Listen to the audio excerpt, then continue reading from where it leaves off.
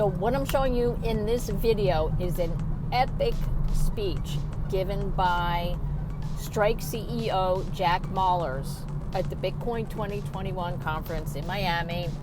It's the last day. He was the last speaker. So all morning long on Saturday, June 5th, there was a huge buzz about Jack Mallers' talk, which would wrap up the conference. And people were saying, you can't miss it, because Jack Mallers is what he's going to share with us is going to show you how Bitcoin is going to change the world. So I recorded it, and you can see for yourself. It was, in fact, quite monumental and pretty impressive. So it's a very interesting 20 minutes. Give it a listen. The video is not very good because I was kind of sitting towards the back. The audio is excellent. So if you can tolerate the video and just listen to the audio, you will get the message. And most importantly, his talk represents the excitement and the spiritual energy behind the vast majority of the Bitcoin community. The title is One Small Step for Bitcoin, One Giant Leap for Mankind. Jack Mallers, everybody.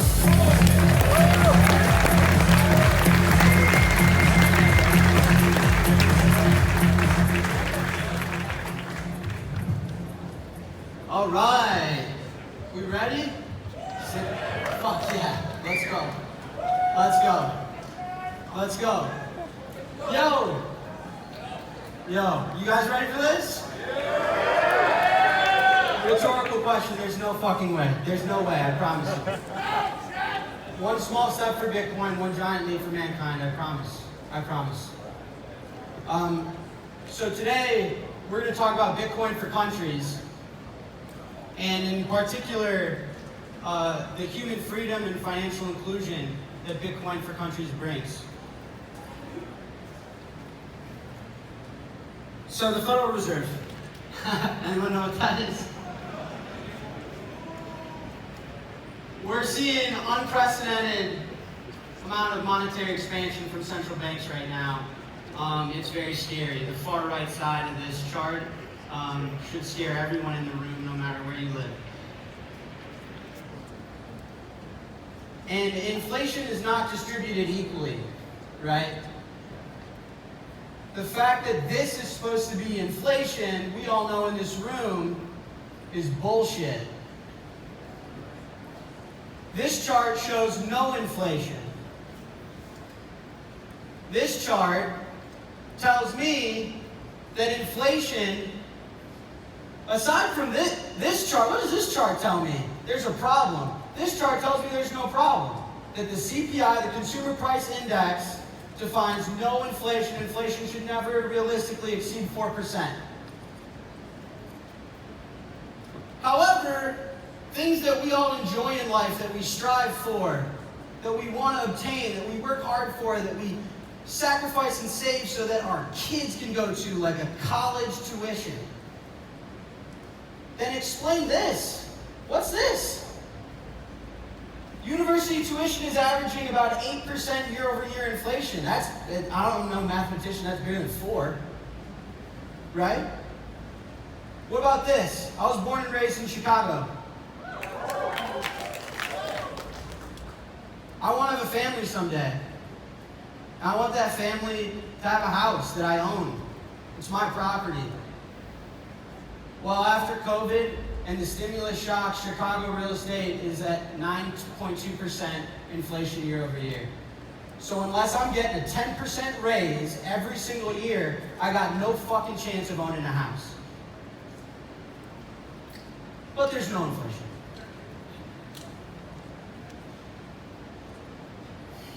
Central banks are increasingly taking actions that may cause harm to the economic stability of developing countries and emerging markets. This is a huge deal and a huge, huge problem. The large-scale printing of dollars by the Federal Reserve has an unintended spillover that's drastically impacting the quality of life of those less privileged and those that need help in developing and emerging markets. And we're facing unprecedented times, check all the data you want, that we haven't seen for a century.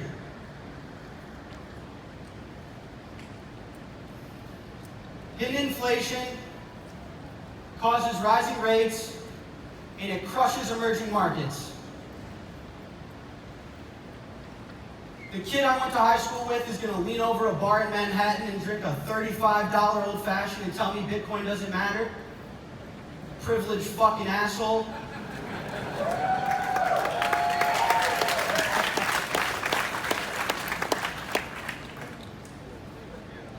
This is real, and it's happened, and it's happening now, and it's really scary.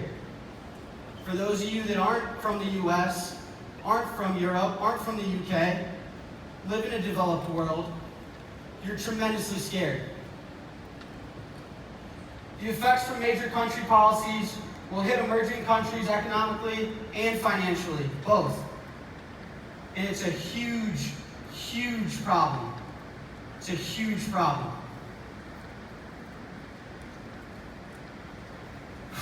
Bitcoin fixes this. Bitcoin fixes this.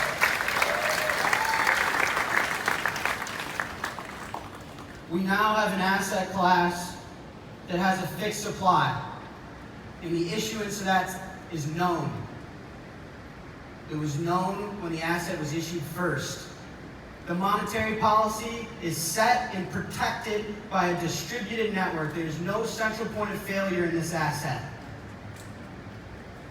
It's open, it's global, it's permissionless. It works the same in a country that's in the developed world as it does in New York City.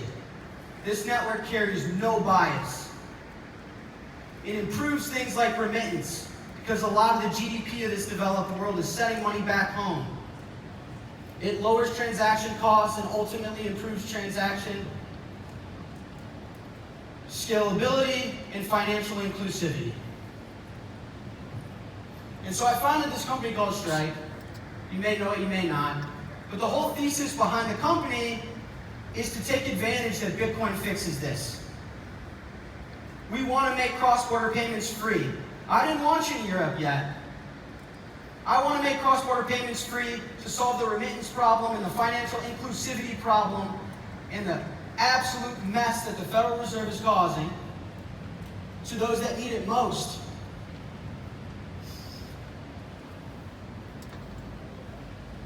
El Salvador is a great example.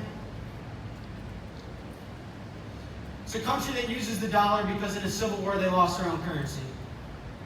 It's a country where over 20% of the GDP is inbound remittance.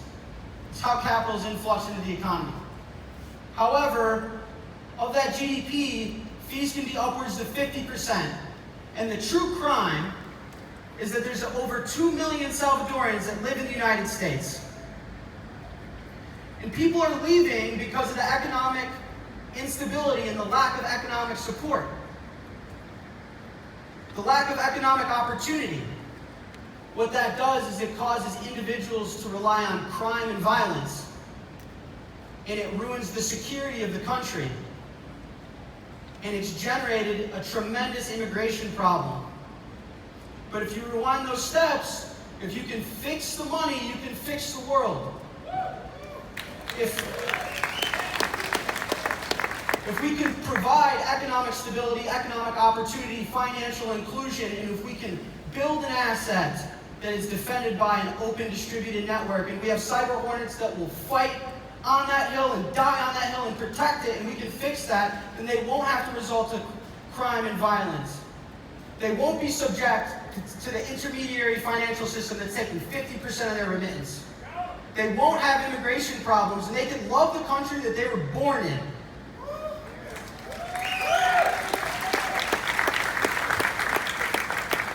And I remember we built the first MVP, and my CBO, who's the most successful guy, he's so smart, it's like, all right, let's launch in Europe. And I was like, you're out of your mind, man. I gotta go to El Salvador. That's what this is all about. This is all about helping those that need it. I'll I'll beat TransferWise later. And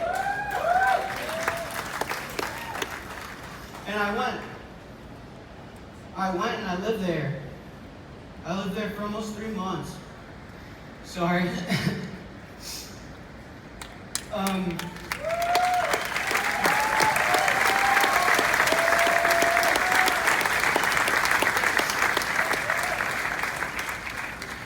I tried to collect a remittance payment. I couldn't do it. The ATM didn't work. There was a lot of dirt roads, and it was sad. There just wasn't a lot of hope. I gave talks. I talked to the kids. I told them, man, we got this. Bitcoin's here. We got this. And I'll tell one story. There's a guy, his name's Chimbera, and I spent a few days with them. It was my first week there. He sat me down, and he said, you know, my grandfather was a fisherman, and my dad was a fisherman, and I thought I was going to be a fisherman. I'm not like you.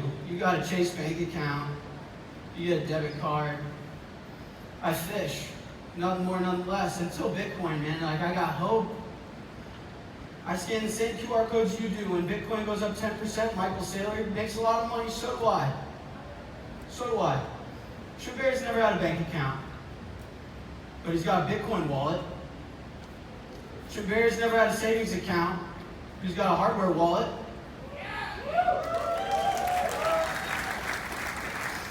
Schubert saw that this is financial inclusion, that this is a network and a monetary system that doesn't hold any bias, and there's no intermediary that can tell him that he's not allowed.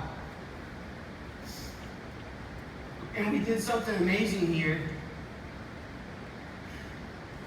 And we were onboarding 20,000 Salvadorans a day, and most of them didn't have bank accounts.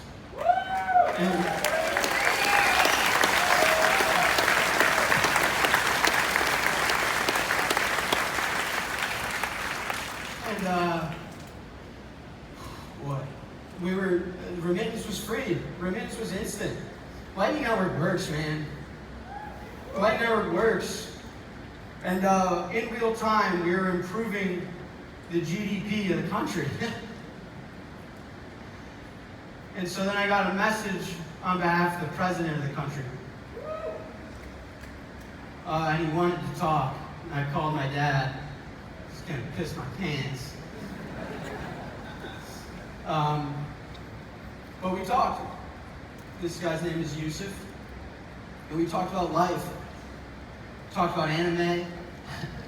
Talked about how to provide a high quality of life to everyone in the world, about financial inclusivity, about human freedoms and where we lost them and how we can reinstill them. We talked about the world we want to live in and the fact that we build the tools that shape the world that we end up living in. And I met more of the government, and I became friends with the security guards. It's a big rifle.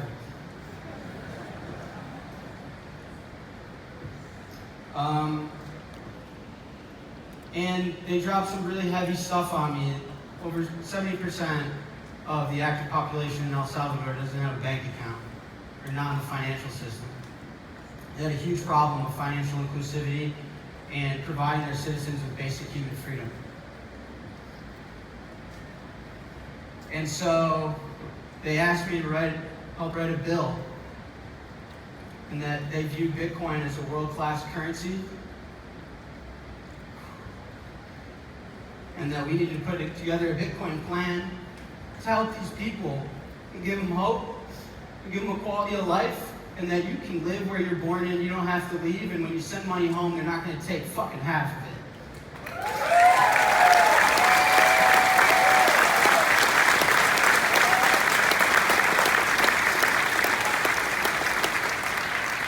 And I worked really hard, and I lived there, and I got to know the community, and I made friends that I hope will be at my wedding someday. And so, with all that being said, I'd like to invite now someone I've spent some time with to share a message. My name is Enrique Bukele, and I'm president of El Salvador. Great ideas are beautiful and have great power. But like most beautiful things, they can also be more fragile than we think. When I was a kid, We thought about the future and we were delighted by its possibilities. We couldn't wait for it to happen and be part of its creation. But now, ask almost anyone what they think about the future and they will say something along the lines of nuclear war, climate catastrophe, hunger, pestilence, the death of life. We didn't take care of the beautiful idea that we create our own future, that we as humanity can do almost anything that we imagine. Our ingenuity, what separates us from other species. In El Salvador, we are trying to rescue this idea and start the design of a country for the future, using the best ingredients that makes us who we are, while using sensibility to find the best examples of ideas from history and around the world. I believe Bitcoin could be one of these ideas. That is why next week, I will send to Congress a bill that will make Bitcoin a legal tender in El Salvador. In the short term, this will generate jobs and help provide financial inclusion to thousands of the federal economy. And in the medium long term, we hope that this economic decision can help us push humanity at this time of year into the right direction. I enjoy politics to make legacy for our country, and we are doing it, and by working with government people, I believe we can help create a legacy for the world.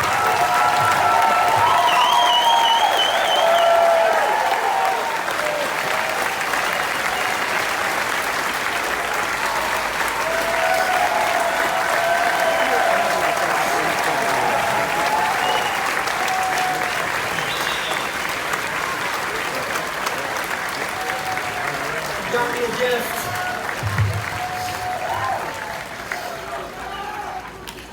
He got me a gift, a soccer jersey. It's pretty sick. I want to read my favorite part from the proposed bill.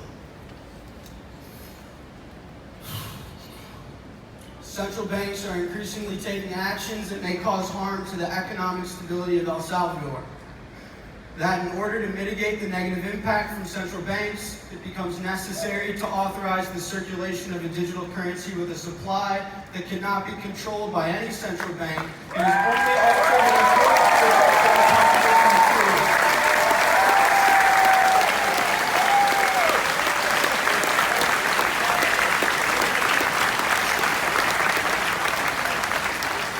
So as of now, El Salvador is set to be the first Bitcoin country and the first country to make Bitcoin legal tender and treat it as a world currency and have a Bitcoin on their reserves.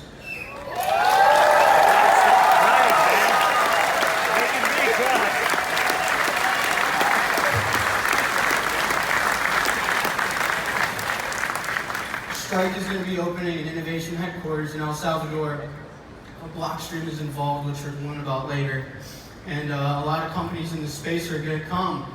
Because a country that supports and fosters innovation is a company that this community is going to stand behind. I can build any feature I want, and the government wants innovation. They want us to improve Bitcoin, and I don't have to go get a fucking bit license.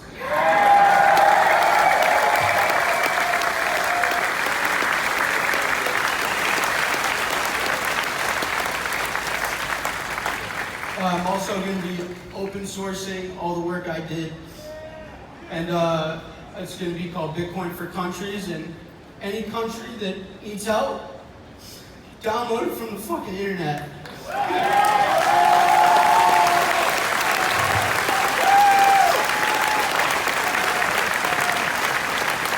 And you can contact me. I don't know what camera's filming me, but you call me. If you need help, I'm not launching into your hub, I'll be there. We die on this hill, I will fucking die on this fucking hill.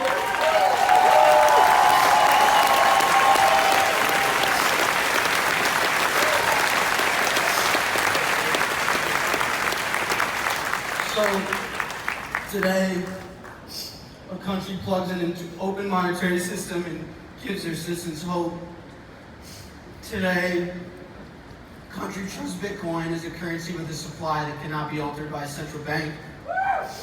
Today, humanity takes a tremendous leap forward in reinstilling human freedom and financial inclusivity. And today, I hope we all can celebrate the resilience and strength of humanity and the direction that we're bending humanity towards. Today's a really special day. Oh, I'm sorry.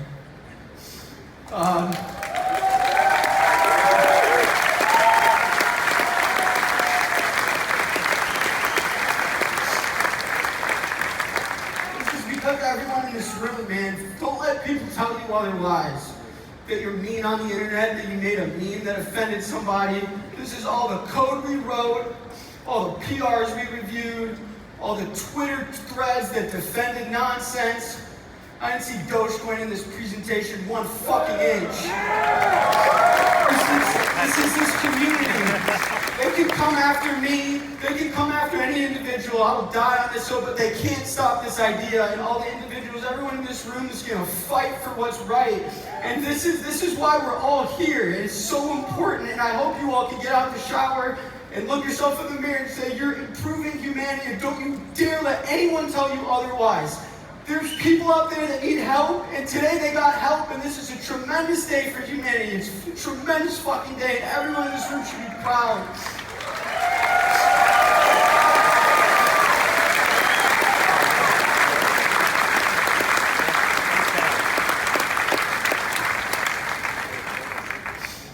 Well, my clicker's dying, so I don't have my next slide, but I'll end it. The reason I labeled the talk the way I did is because I think that this is one small step for Bitcoin. It's not a big step for Bitcoin.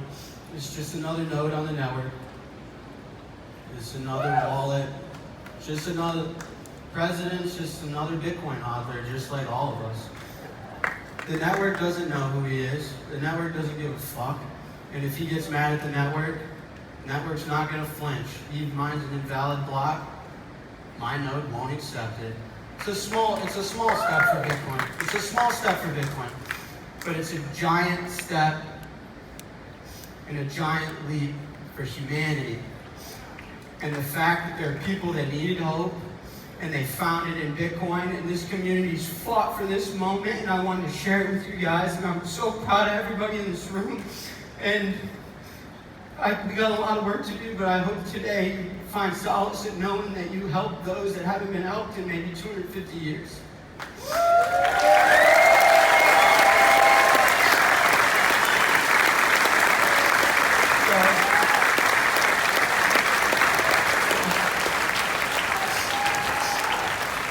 So I'm done. The clicker's done. I'm way over time, but I fucking love you guys, man. I'm so proud of everybody in this room. And